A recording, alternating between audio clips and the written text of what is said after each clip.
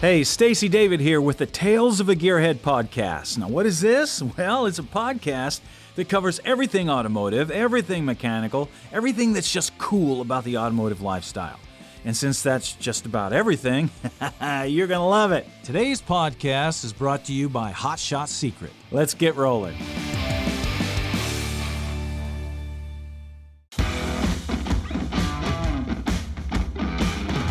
All right, for today's podcast, I've got a couple of buddies here of mine. You're going to love the conversation we're going to have. I've got LaVon Miller. If you are not familiar with him, he is quite a successful drag racer. And then, of course, I've got Kyle Fischer here with Hot Shots.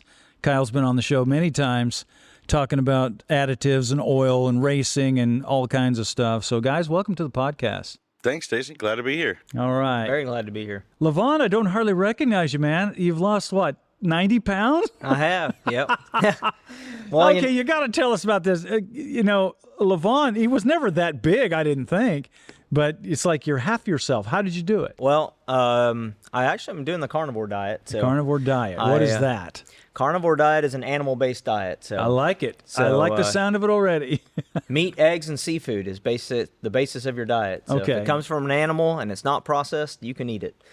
Really? So you don't have to count your calories. You don't have to count your macros. And you're not eting salads or anything? And the only veggies and salads I eat is after a cow processes it. Turns it into wonderful red meat. Oh, I'm going to have to check out that, man. So, and you had, what, a 40th birthday just now? Yeah, tomorrow's my 40th birthday. Happy birthday, man. Yeah, well, thank you. Last September, my wife and I were on an anniversary trip coming home from Lake Erie. We had gone up there just for a weekend, and I was just not sleeping good. I was waking up during the night at 3 o'clock in the morning, and I was feeling bloated during the day. Yeah. For a long time, I enjoyed eating more than I hated being overweight. So, yeah. And I just wasn't feeling good for all last summer, and I said, I really, for my 40th birthday, if I don't do something about my health now, my 50th birthday is going to be really rough. Yeah. So I made a goal. I was 252 pounds September 25th last year, and made a goal of being 165 pounds by my 40th birthday, and I hit 165 49 days ago. Wow. And you're not having any trouble maintaining it? Nope. I've been great. So the last month I only lost 3 pounds, but I got on that diet, and I'm never hungry. You just eat. I ate eggs and bacon for breakfast in the morning. I don't know, Kyle. Sounds like a good deal to me. Not too shabby. You eat a burger with cheese and bacon for lunch, and you have a ribeye but for no dinner. bread. No breads. Yeah. Yep. And everybody's like, man, how do you afford, buying meat? And honestly, I spend less now than I did before because I'm not stopping at the gas station buying junk, not stopping at fast food buying junk. Yeah. And there is times that I catch myself on the road and I have nothing to eat. So I'll go to McDonald's, I'll get a double cheeseburger and no condiments. I eat just the patties with cheese and roll on. Yeah. So you can do it. I was going to ask because as a racer, as a person that's on the road, it's a very transient life. Yeah. You're almost like a carny. Yeah. So True. that's where it's difficult to get food and eat right and stuff like that. So, well, you always have a plan. I mean, I tried to clean up my diet all last summer, and then I either had a customer at the shop that was taking out for lunch, and so that was my excuse. Yeah. Or I was on the road, and that was my excuse. So until I decided that I'm not making any excuses and I'm going to do something and stick to it, I just had to get really stubborn about it. And yeah. So. Well, that's that same thing I see in your racing career. It's that same sort of deal. Yeah. I mean, you got to persevere and you got to really push towards excellence. I mean, that doesn't surprise me with you at all. Yeah. Well, it's a discipline, Yeah. With racing, you got to fix it until it's broke and then do it again. And, not be mad about it. Try to learn from your mistakes. I like it. Okay, let's talk about your racing career. I mean, this year has been some big changes for you. Yeah. First of all, I don't see a truck here. I see a car, a Mopar. Yeah. That's right. Yeah. That's right. Yeah. Well, we had our S10 that we've been racing since 2018. Yeah. And we kind of got to a point where we couldn't really progress much further. It seemed like every time we go to the track, we could make more power, but we couldn't get our 60-foots better. Yeah. And we were looking for the next level, and we were trying to decide, do we just hang out, and that's kind of like where we can go, or do we go to the next level? And so that's where this was born. Started talking to David Reese with Reese Brothers Race Cars. And, Okay. He's got a lot of race car experience and has an understanding of chassis and suspension tuning. And he got excited about, putting a diesel power plant in one of his chassis. Obviously, at Because it Firepunk, was still always going to be diesel for you, right? right. Yeah. I mean, we're in the diesel business, Yeah. and Firepunk has become Firepunk because of our racing history. You know, a lot of diesel repair shops have a big local customer base, and Yeah. we have a lot bigger. We have a national customer base. Yeah. If you go to our shop, yeah, we have local customers, but there's more out-of-state license plate tags in our parking lot than there are locals, and that's mostly due to racing. Yeah. So I didn't really want to lose that drive, because it kind of keeps our team fired up. You know, it's Sure, absolutely. fun to push new boundaries, find Yeah. new limits, and it pushes motorsports forward. You know, diesel Yeah. motorsports forward, because look at how far we've come in the last 5 years, even. You know, Oh from- my gosh. from 2018 to Yeah. 2024, it's some big improvements Yeah. in diesel motorsports. And Kyle, was it pushing you guys too to come out with some products and stuff? You know, they're pushing for more horsepower. How do you keep them lubed? I mean, how do you keep the engines from falling apart? LaVon nailed it. You know, they get great branding out of it. That's their marketing expense is their race program, but they're putting everyday guys through their garage to pay their bills there. Yeah. We do the same thing, you know, and we have a whole line of high performance racing oils and all that stuff, but really what pays our bills is the everyday guy in his car. And our motorsports relationships, especially we're working with Firepunk, and it's their fault we got into this in the first I place. know. They dragged us into this stuff, but it's really been a great venue to develop product, test product at a higher level. These guys throwing down 2,000-3,000 horsepower. We got to protect those engines, and Yeah. we use that same R&D and technology that we developed for these race cars to make the products that the everyday guy uses to protect his engine. Yeah. Now, are you guys going to push more of your oils this year? I mean, because you're well known for your additives, and they're Sure. fantastic. But you guys have some engine oils that are phenomenal that I think a lot of people don't know about. True, and we really stay just on the very high end side of the oil industry. So we've got some really unique patented chemistries that both engine, gear, transmission fluids. Is that adrenaline series? The Adrenaline is our racing line, and what's really cool about that, when we got into that, and again, it started with Firepunk dragging us in with our FR3 friction reducer. That is an oil additive you can put in any oil. Yeah. And then they challenged us to go ahead and make a line of racing oils, and when we did, what was unique about it is we're not a racing oil company. Yeah. So we didn't have to follow the memo of how you make a racing oil, and we took a unique approach to it. So we make a very unique racing oil that is hands down the best out there, I'll say, of course. Yeah. But it's not for everybody. It's pricey. Yeah, sure. So it's a niche market for somebody looking for that extreme protection. So that's why a lot of people probably don't know about it. It's not something that you see on your auto parts shelf. Yeah. But we're proud to put a product out there that for those people looking for ultimate performance and protection. It's also a fun part.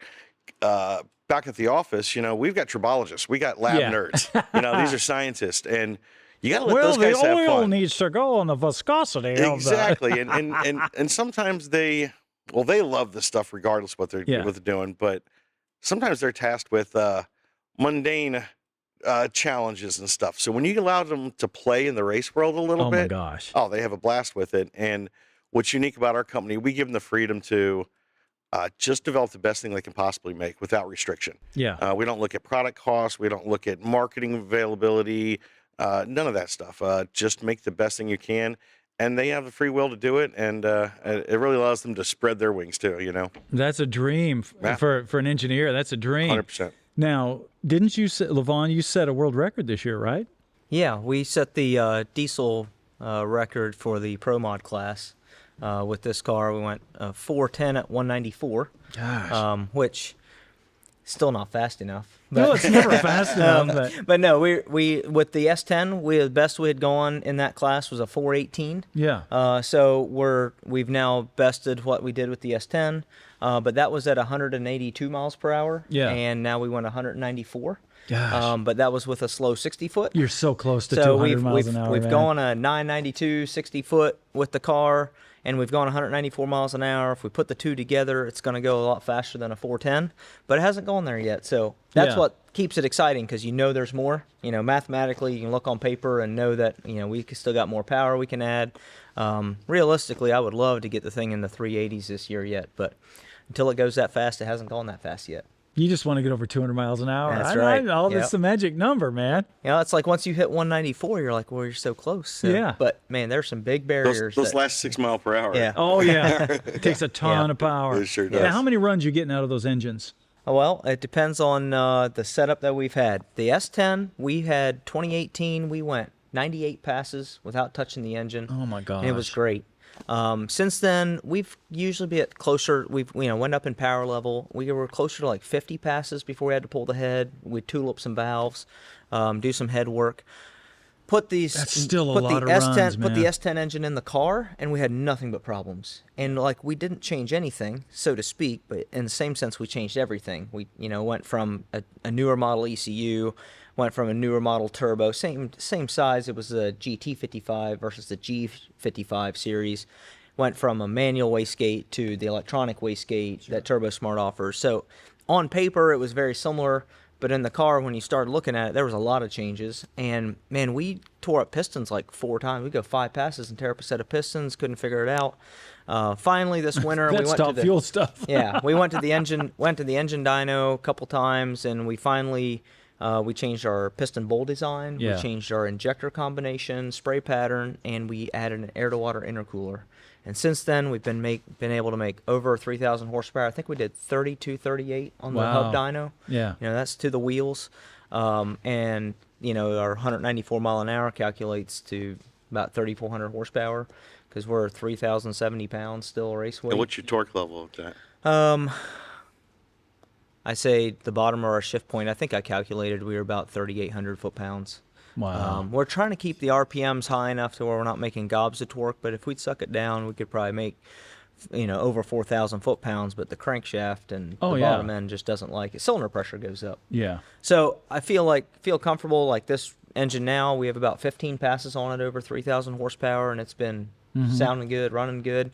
So I think we've got our problems resolved. So Nice. the goal is to be able to, if we can get the engine to where we can go 50 hard laps before we have to pull it and check rings or do valves, then we're happy with that. Nice. Now, you could have gone with a lot of different bodies. Oh, there's a lot. Okay. Yep. You could have done anything. Yep. Chevelles, Yep. Corvettes, whatever. You picked a Mopar. Yep. You picked a Duster. Yep. Why? Because you're a big Mopar guy? I know Mopar Kyle guys. is. I mean, I love Mopars. If you come to Firepunk, the parking lot is full of Dodge Rams. Okay. And I'm a Dodge guy through and through just because of the Cummins engine. That's what I learned, and that's what I based my whole business off, basically. So when we were looking at bodies, you know, like the 69 Camaro is very popular. Sure. It's a beautiful car, but we wanted to follow the Mopar theme, being that we have a, you know, Mopar-based engine. Yeah. And I really like the Duster body. I thought it. You like it more than the E-bodies, like the Cudas and Challengers and stuff? Yeah, I think It's so. more different. Yeah, It's different. The Cuda, but it's unique. You know, go to Pro Mod race, and you see very few of those bodies out there. Yeah. So I See a lot wanted of something Cudas. that's just different. And Yeah. we're just looking for something a little bit unique and stay in the Mopar world. And And the plum crazy purple paint. yeah. And that was kind of, you know, we That took was the plum. a big one. Everyone was wondering what color that was going to be. I'm a black, white, and silver kind of a guy. Like I. Oh, you I have are, really? I don't have. Well, this is a big step out of the way for you then. all my vehicles that I've owned. Actually, right now, everything I own is white, black, or silver. Mm-hmm. And so doing a color was like a step out of my comfort zone. I love colors,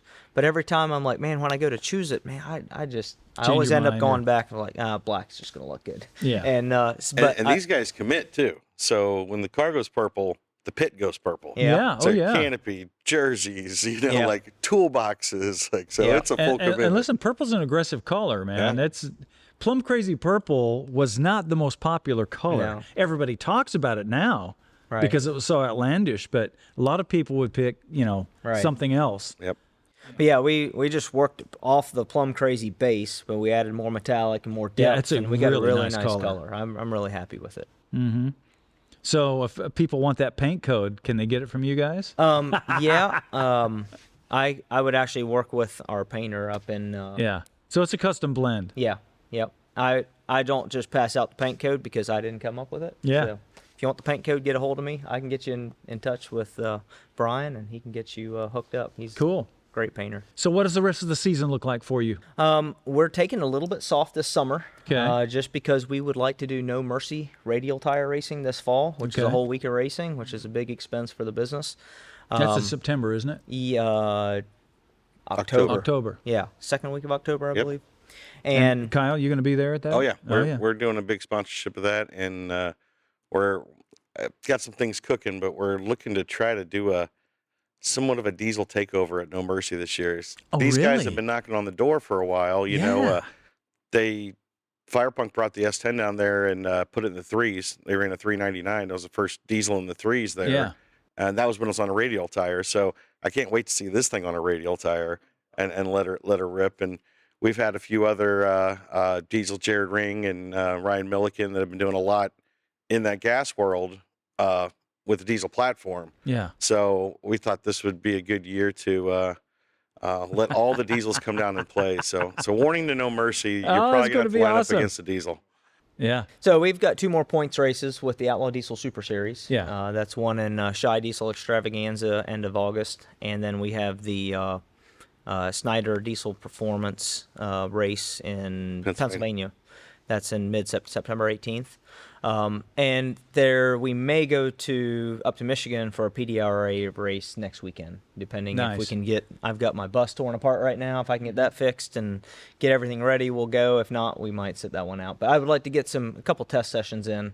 Yeah. We changed some starting line gear ratio, first and second gear ratio in the Liberty transmission here. Yeah. And we want to try to get it on the track, make sure we get our 60-foot dialed in, because as you change those gear ratios, absolutely you have to changes change all everything, the time. So it changes. Yep. It's going to change because you lost weight. Yeah. Yeah. Hey, listen. How do people, if they want to follow you, how do they find you? We've got a lot of stuff presence on Facebook, Instagram, and just YouTube. Firepunk Racing, Firepunk Diesel. Firepunk Diesel. Yep. And Kyle, if people want more information about some of the Hot Shots products and stuff, where do they go? Same thing, hotshotsecret.com, all of our social media. We do a lot of support of our motorsports stuff. And Firepunk has a great video team as well. So you can stop by our social media and actually see a lot of our videos of these guys racing too. Awesome. You guys make sure and check them out. Thanks for being here, guys. We'll have you on again, man. Good luck to you the rest of the season. Appreciate it. Thanks, Stacey. All right. You know, one of the biggest arguments that happens in the automotive world is oil. I mean, you see it plastered on the sides of race cars, and people are like, I'm Pennzoil, I'm Castrol, I'm synthetic, I'm this and that. And listen, there's all kinds of oils out there, and the quality of oil has gone up so much. The old stuff that they used back in the 60s and 70s is nothing like we've got today. But it's not just about the oil, it's about the ingredients. And the problem is, and the things that nobody tells you, things that I have seen on the backside, talking to people behind the scenes, the big oil companies have problems putting out the best product because there's costs involved, there's politics involved, there's a lot of things involved that dictate what goes into that bottle of motor oil. That's why we talk about using additives all the time, like the ones from Hot Shot Secret. Everybody can claim something. And I encourage you, anytime somebody's claiming something, go to the science, go to what's behind it. And if you go to Hot Shot Secret's website, you look at the science, you look at how they're developing this stuff. So if you're looking to use additives in your oil, in your fuel, and other parts of your automobile, car, or truck, you need to check out Hot Shot Secret, because when you put that stuff to the test, it'll outperform anything I've seen. And there's a lot of racers that say the same thing that hold world records because of it. Check them out. You won't be disappointed.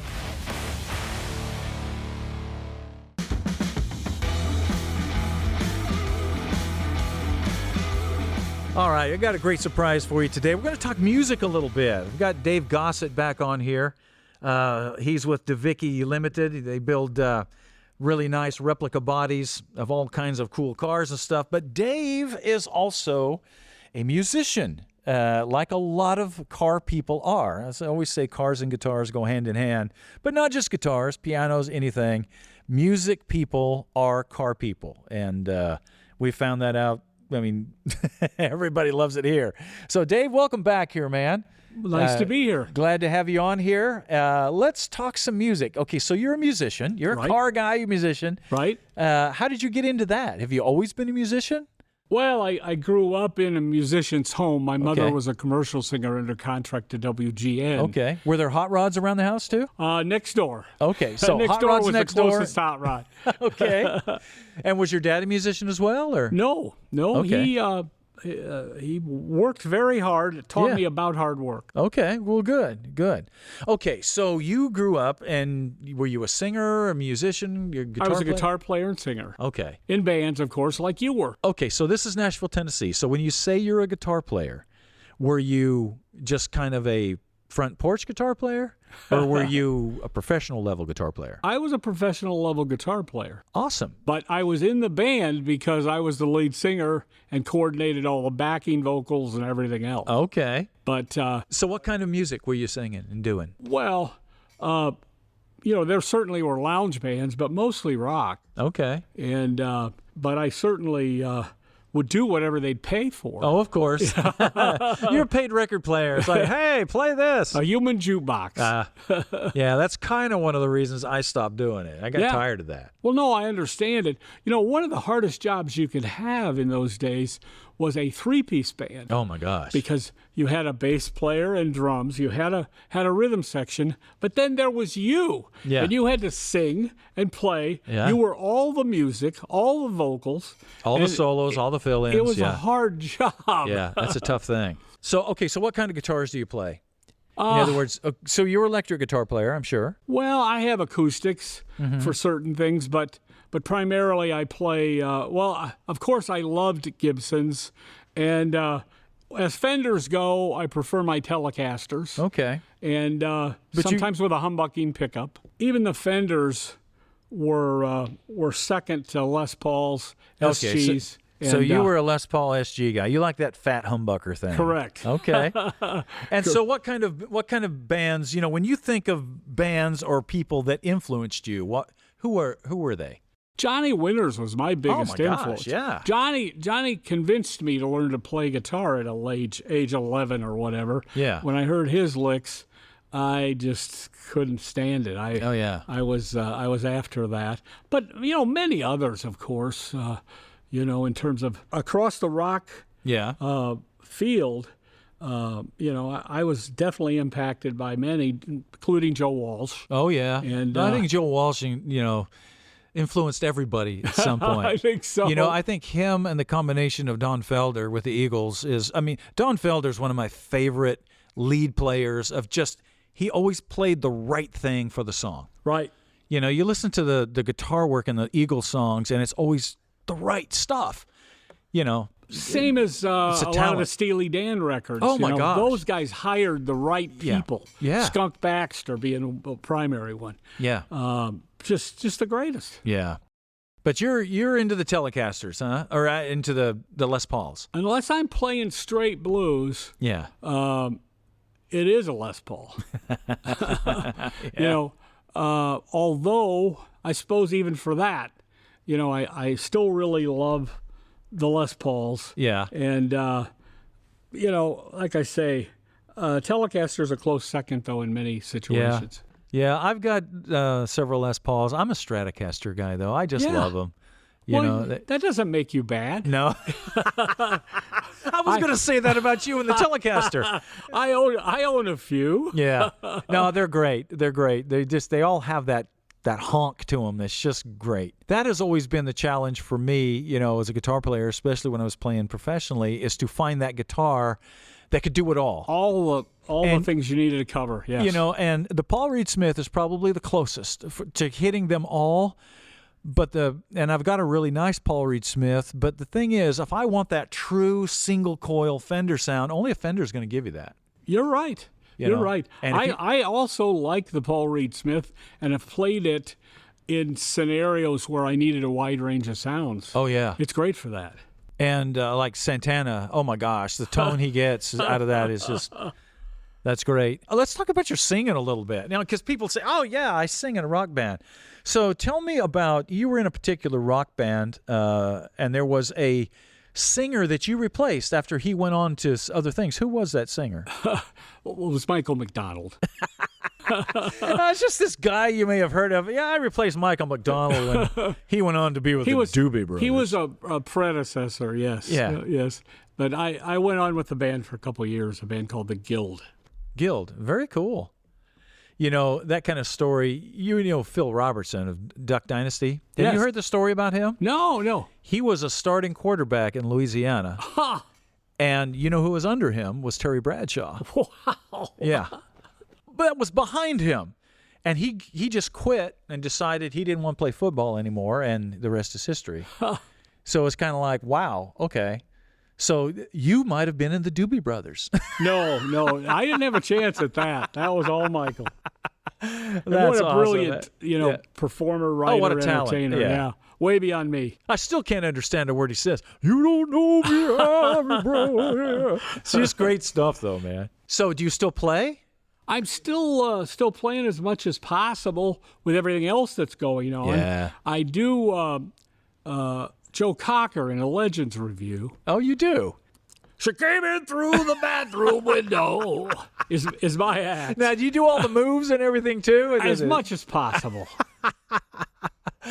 Oh, gotta love Joe Cocker, man. I love that stuff. Well, Joe's no longer with us. I know it. It may be time for me to get that fired up again. COVID kind of killed it. Oh, yeah. It killed everything, man. True. So, what do you think the connection is between cars and music? I mean, there is a natural thing. Why do you think that is? Well, it goes all the way back to Hot Rod Lincoln. Yeah. You know, to a certain extent, it's a masculine thing. But, you know, it's been with us forevermore. Yeah. You know, when you look at it, if you look at the historical aspect of it, hot rodding and rock and roll started right about the same time. And evolved together. And they went hand in hand. Yep. And when you look at what happened culturally, whether it was in country or what, you know, there was music that was going along with it. And it's funny because you see how big hip-hop and rap is now. Well, that started in country music. You know, people are like, what? What are you talking about? It's like in the late 70s, early 80s with all of the CB radio stuff, C.W. McCall. That's all that was talking hip-hop, quick talking stuff. And everybody, and right after that, you know, you have Rapper's Delight and all that stuff. And there was music that went along with it. And some of it was good and some of it wasn't so good. But, you know, the thing I've noticed is that music kind of reinvents itself every 10 years or so and kind of goes back to its roots. You know, and there's these pinnacle players. And that's a good thing. That's a good thing. And the car world kind of does that too. We were talking about the popularity of gassers because you build some gasser replicas and stuff. Yeah, I'm wrapping up a Willys gasser right now. Oh, my gosh. And see, they're popular. You would think that would have died out. You would have thought. But the gassers are great and that kind of stuff. Just like kind of blues-oriented rock always kind of comes back around. Somebody like Springsteen or whatever. With us forever. Yeah. So I'm ready for it to come back, aren't you? Love to see it. Yeah. Okay. So if there is any artist that you could go see, you know, and they don't have to be alive, somebody that you would have loved to have seen that you didn't get a chance to, either now or back then, who would it be? Boy, that's a tough question. That is a difficult question. And the clock is ticking. I'd like to see the Beatles reunited. Yeah. So you would like to have seen the Beatles back when they were virile and young and hot. Yeah, wow. Yeah, that would have been amazing. Elvis at the same time, that kind of thing. Absolutely. You know, that's a funny thing about, you know, Elvis you mentioned. You know, years ago, there were Elvis impersonators. Yeah. Nowadays, everything's a tribute. Yeah. I've been in Tom Petty tribute bands as the keyboard player. I've been, you know, et cetera. It took me a minute to get used to that idea when I was sort of out for 10 years. Yeah. I came back and everything is a tribute band. All I remembered were Elvis impersonators. Oh, yeah. That actually brings up a question that we were talking about here in the shop just earlier today with AI coming up, where they're starting to do AI of people's voices and stuff that either have passed away or they can't sing anymore. What do you think about that?